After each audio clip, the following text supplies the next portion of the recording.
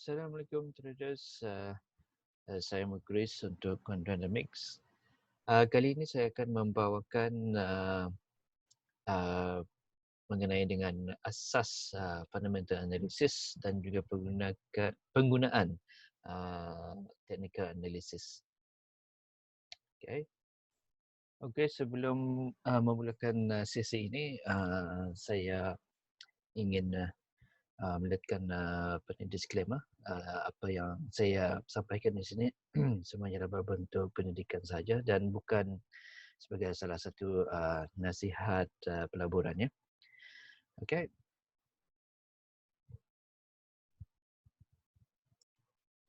Okey, jadi untuk fundamental analysis, biasanya saya menggunakan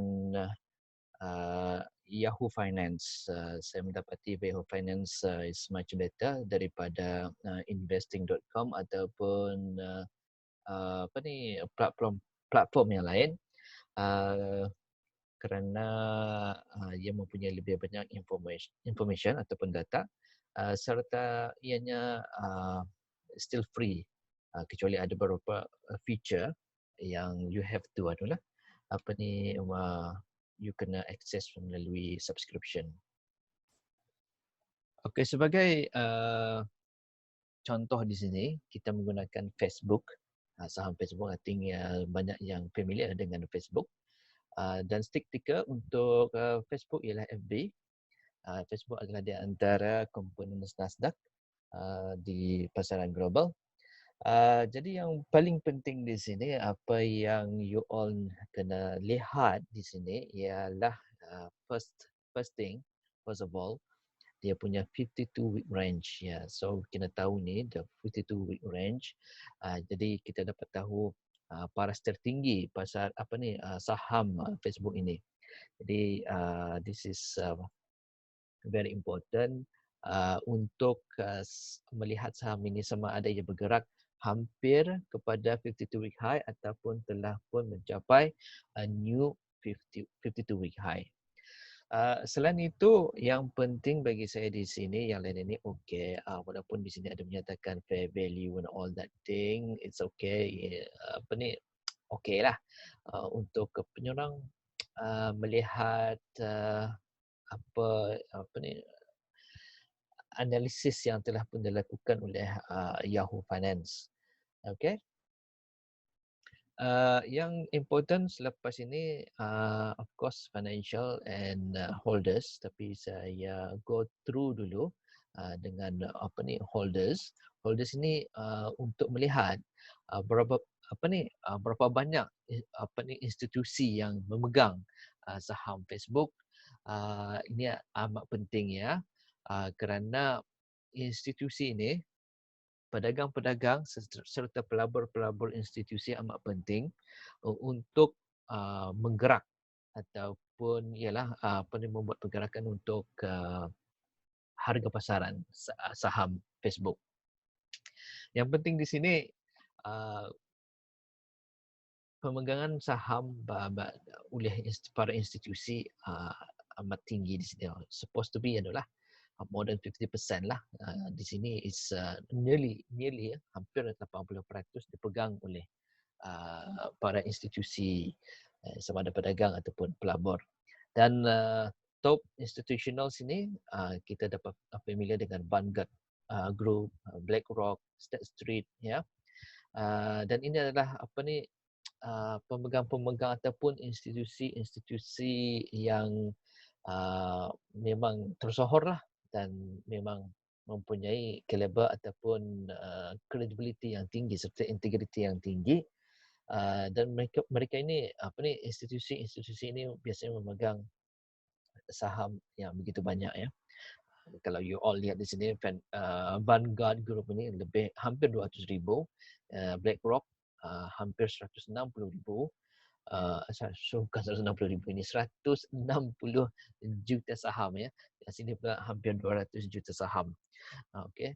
State Street hampir 100 juta saham dipegang, ya. Dan jumlah pegangan saham yang mereka pegang di sana tu ada peratusannya di sini, ya. Okey. dan ini adalah value saham yang mereka pegang. Dan juga di samping daripada para pelabur dan pemegang institusi, yang penting juga di sini ialah mutual fund holders, pemegang mutual fund.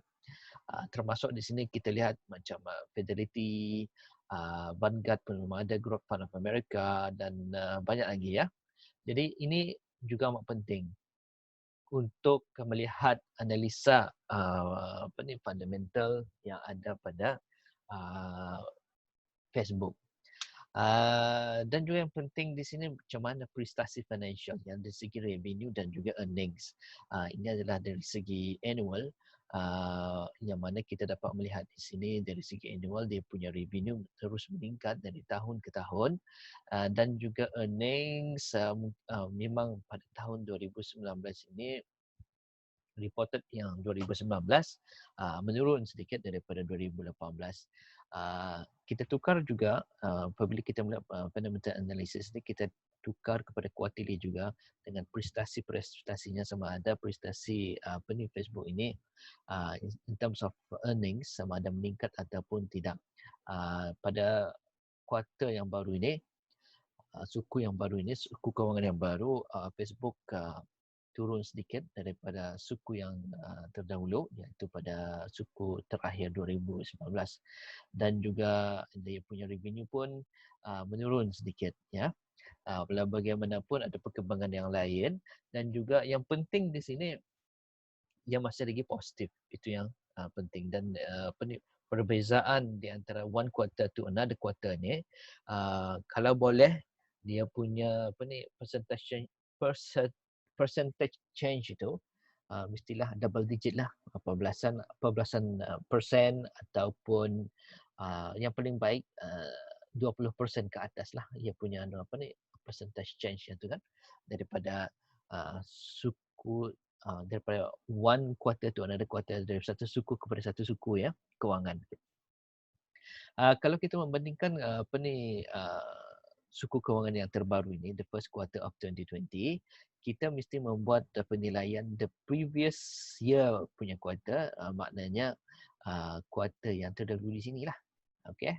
So kalau kita bandingkan dari sini dan dari the second quarter dengan second quarter of 2019 dan the first quarter of 2020, ia menunjukkan earning per share meningkat ya, daripada 2.62 bilion kepada 4.9 bilion.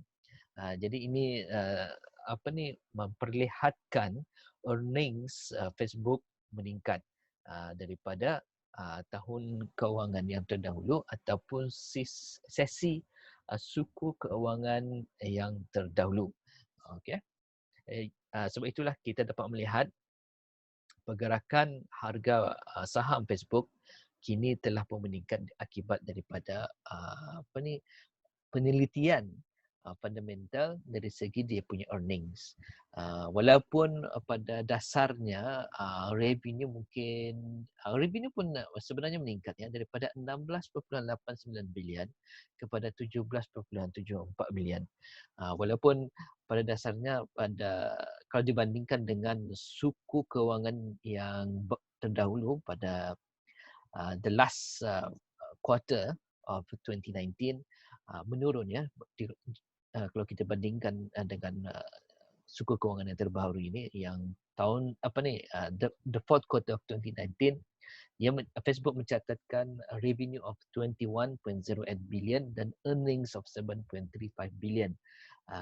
Dan revenue yang terbaru ini cuma 17.74 billion dan earnings 4.9 billion. Tapi biasanya kebanyakan para penganalisa fundamental, mereka akan melihat apa perbezaan perubahan laporan suku kewangan ini pada jarak yang satu tahun ya, satu tahun. So daripada dari sini kita dapat melihat one year punya cycle,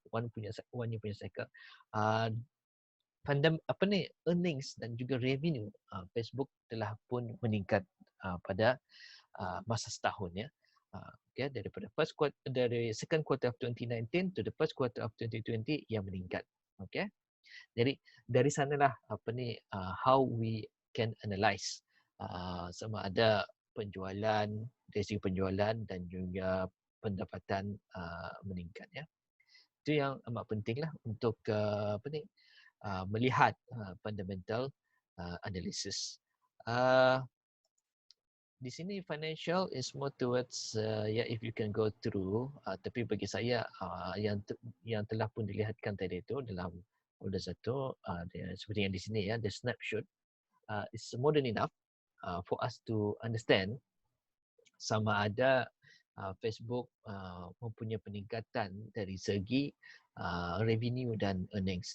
Ini akan menentukan dan memperlihatkan kepada kita sama ada prestasi Facebook telah pun meningkat ataupun sebaliknya. Manakala di sini pula ia is more towards ESG risk score. This is more towards sustainability, environment, in terms of environment, social dan juga governance, corporate governance. Sejauh ini they have missed the target. Okay, they have missed the target. Consensus target ada di sini iaitu 1.75, tetapi on actual basis cuma 1.71. Tapi ini tidaklah begitu penting sangat for the time being.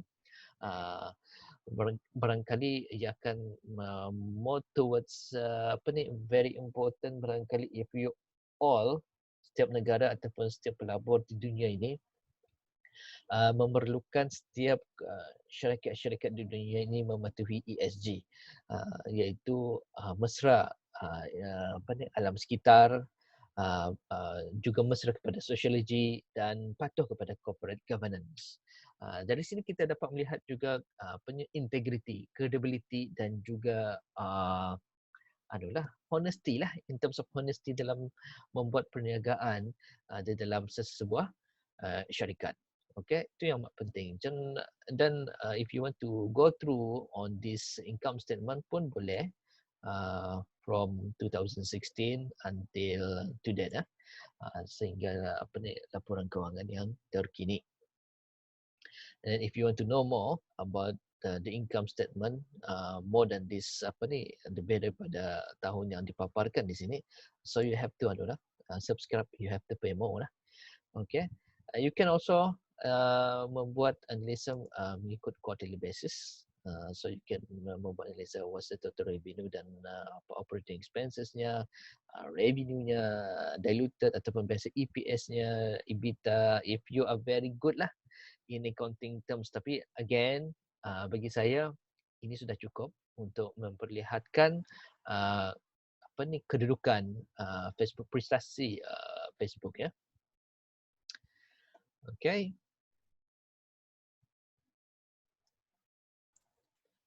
Dan kita berbalik semula kepada summary of Facebook.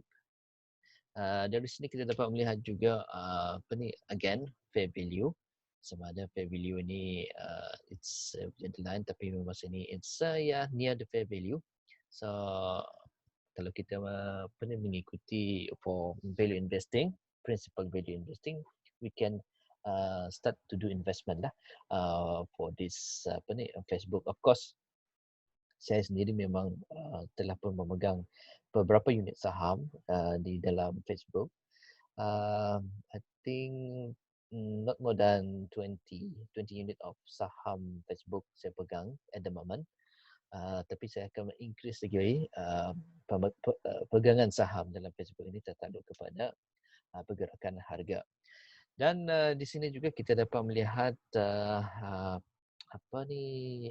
chart events yang akan memperlihatkan kita bullish ataupun bearish chart patterns, dan juga an outlook on the performance lah. All this while short term, mid term and long term still on an uptrend. Okay. Then if you see a 1 year screen, okay, 1 year chart screen, and it's just only overview, kita dapat melihat Facebook telah pun melepasi the previous peak di sini So that is where we can start to buy Facebook. Then if you want to go into a deeper chart analysis, you can just click chart. Okay, then you will have you can dapat melihat lah interactive chart yang diberikan oleh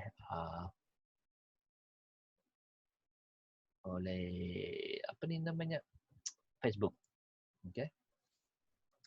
Biasanya dalam chart Facebook, chart analysis saya hanya menggunakan dua moving average iaitu 50 moving average dan juga 200 moving average. Okay.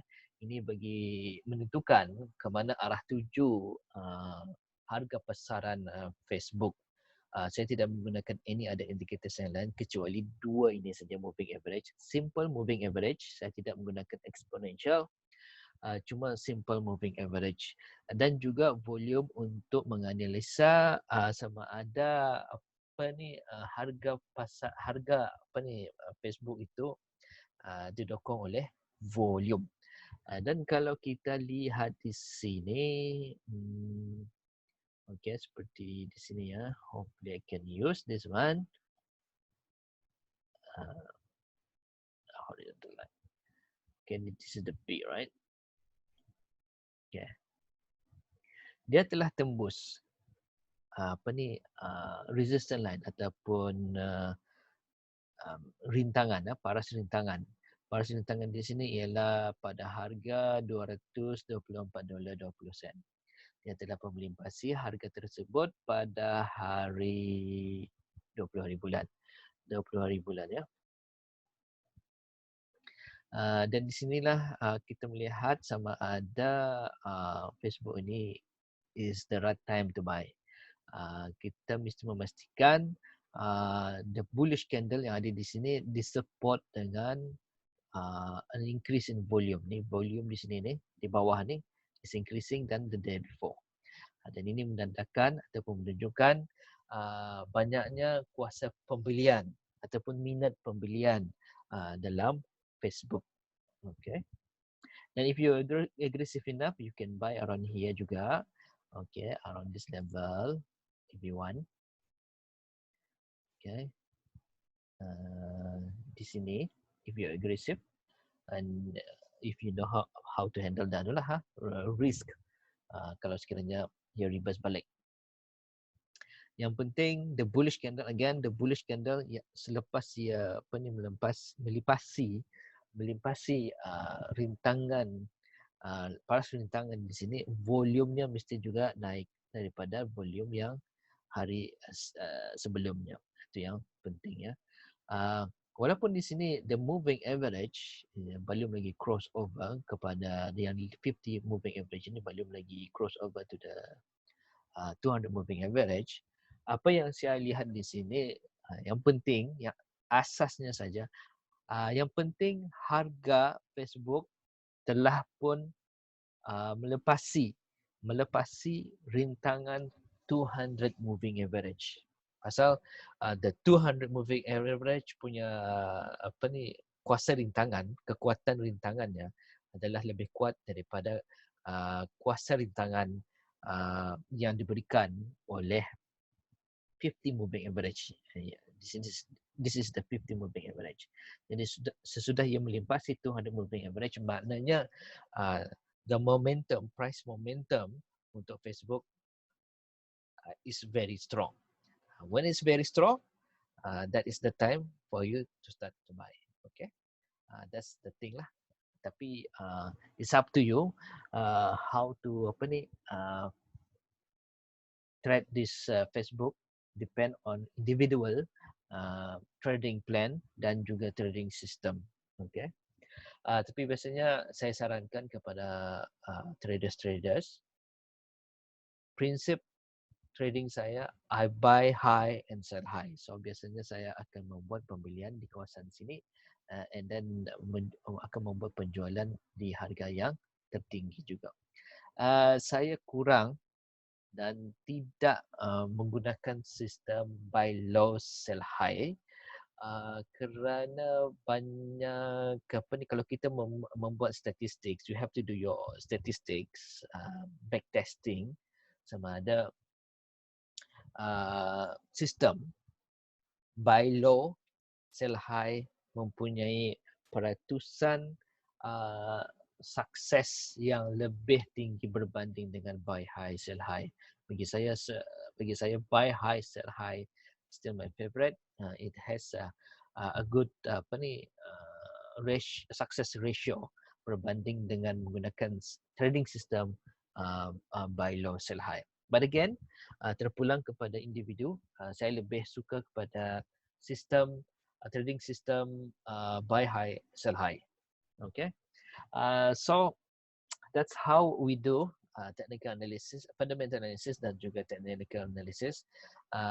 Fundamental analysis untuk saya memilih saham-saham yang berpotensi mempunyai apa ni power to become the super winners. Dan selepas saya membuat pemilihan tersebut, baru saya akan membuat fundamental analysis untuk melihat di mana saya akan membuat entry ataupun kemasukan dalam pasaran, dan juga untuk menilai, membuat sasaran di mana untuk saya exit the market, keluar daripada market kalau sekiranya market tidak is not supporting the price move ataupun market berubah arah secara mendadak. Di sana saya akan menumpukan perhatian lebih kepada technical analysis berbanding kepada fundamental analysis.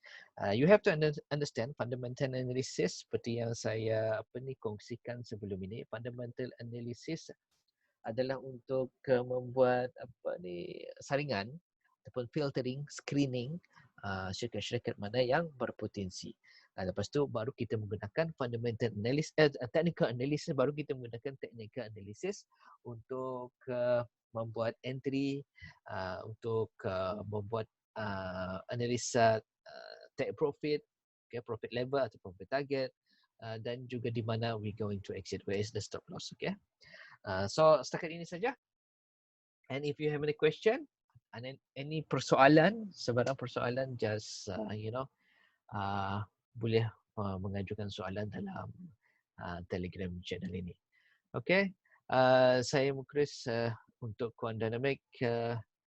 Saya ucapkan selamat berpuasa dan selamat Hari Raya yang akan tiba beberapa hari saja lagi ya. Okay. Assalamualaikum. Bye-bye.